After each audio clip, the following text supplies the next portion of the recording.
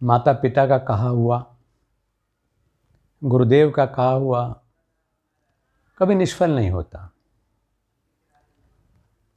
कभी कभी लगता है कि जो उन्होंने कहा वो मुझे पीड़ा दे गया, मर्मांतक पीड़ा दे गया, लेकिन हमारी समझ का स्तर शायद क्योंकि उनसे बहुत पीछे का होता है, इसलिए हम उस समय उसको सही नहीं समझ पाते। बाद में पता चलता है जैसे गूंगे का गुड़ या जैसे आंवले का स्वाद। आंवला जब खाते हैं तो उस समय वो कषाय लगता है, कसैला, लेकिन उसके बाद उसका फल कितना सुखद है, अमृत फल कहा है उसको। ऐसे ही उसके बाद जब पानी पिएं तो कितना मिठास लगता है, उसमें मीठा डाला हुआ भी नहीं होता तो भी मीठा लगता है। गूंगे के गुड़ की भी यही स्थिति है कि हम उसका रस तो लेते हैं, उससे लाभान्वित होते हैं, आनंदित भी हो जाते हैं, लेकिन उसका बखान नहीं कर पाते।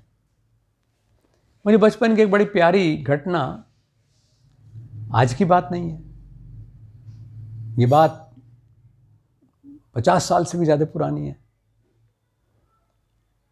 मैं पढ़ता था उस समय, और क्योंकि पूज्य पिताजी ने स्वेच्छा निर्धनता का व्रत ले रखा था, यही शब्द कहें, क्योंकि वो एक बहुत बड़ी गद्दी के महंत थे, लेकिन राष्ट्रीय आंदोलन में जुड़ जाने की वजह से उन्होंने आर्य समाज का रास्ता ले लिया और अपनी जो वो बहुत बड़ी गद्दी की महंताई है उसका परित्याग कर दिया। शिक्षक के रूप में वो कार्य करते थे और वहाँ डबल काम होता था। एक तो ब्रिटिश गारद से छुपने का मौका अच्छा था और दूसरे नई पीढ़ी क्रांतिकारियों के तैयार करने का अवसर मिला रहता था नन्हे बच्चों में। जब कॉलेज में मुझे एक बार यूनिफॉर्म बनवानी थी तो हमने उनसे कहा कि मेरी यूनिफॉर्म बनवा दीजिए। पिताजी ने कहा कि हाँ हाँ बेटा बनवा देंगे।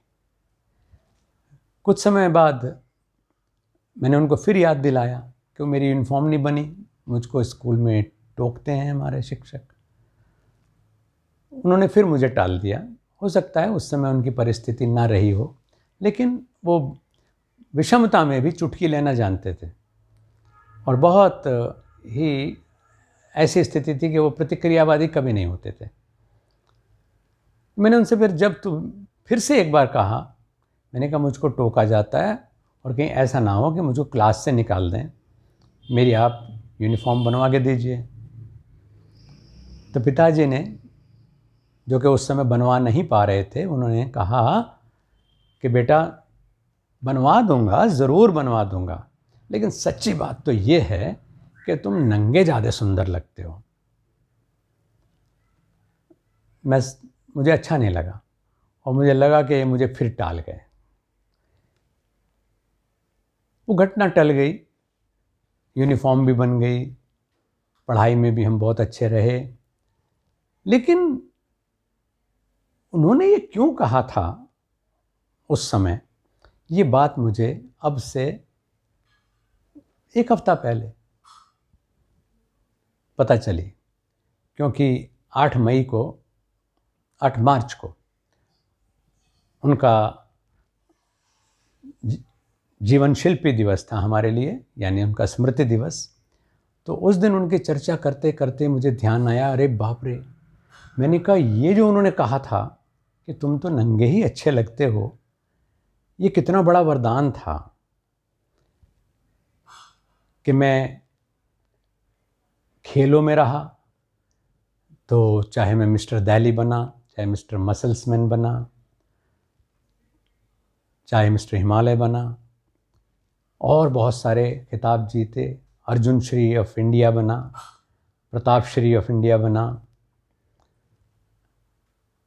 किन श्रृंखलाओं को गिनवाऊँ, आयरन मैन बना, लौह पुरुष, इन सब में जितना यश मिला, और या फिर योग साधना के पथ पर चलते हुए जो कुछ मिला, तो मुझे लगा कि ये तो उनका दिया हुआ प्रसाद है कि तुम नंगे ही अच्छे लगते हो।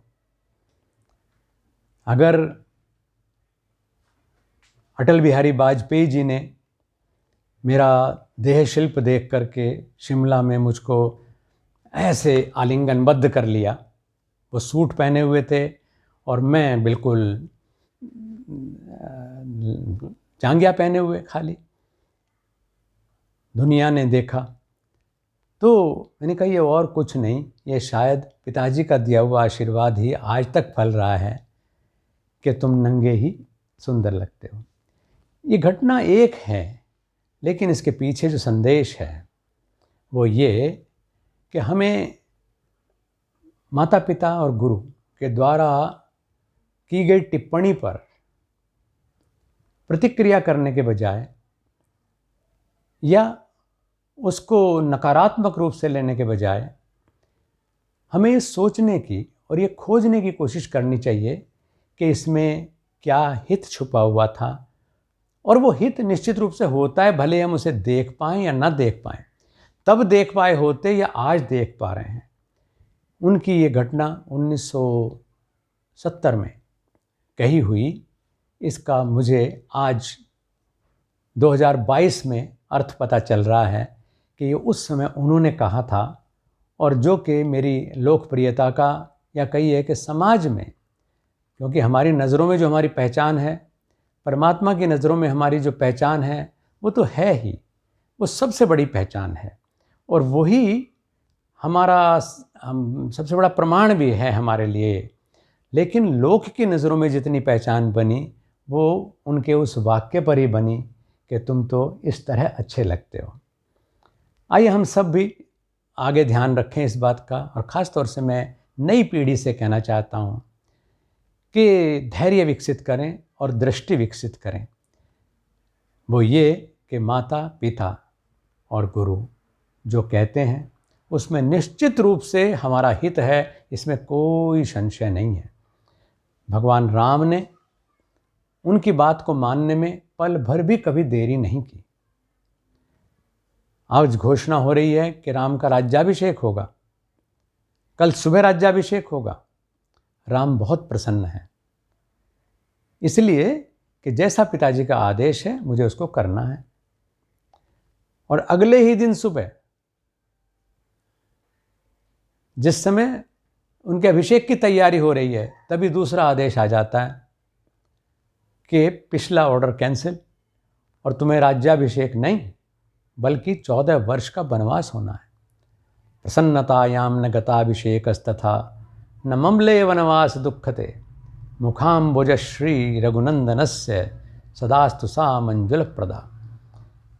कि जिस राम को अगर अभिषेक की सूचना है तो उसमें वो फूले नहीं समा रहे हैं, वो सोचते हैं पिताजी का आदेश है, इसमें ज़रूर भला होगा, हमें करना है, इसमें राज्य का कल्याण है, लोक का कल्याण है, धर्म का है, मेरा है, करना है। और अगले ही पल अगर उन्होंने आदेश बदल दिया तो उन्होंने उसके ऊपर प्रश्नवाचक चिन्ह नहीं लगाया। उन्होंने ये कहा कि निश्चित रूप से इसमें भला है।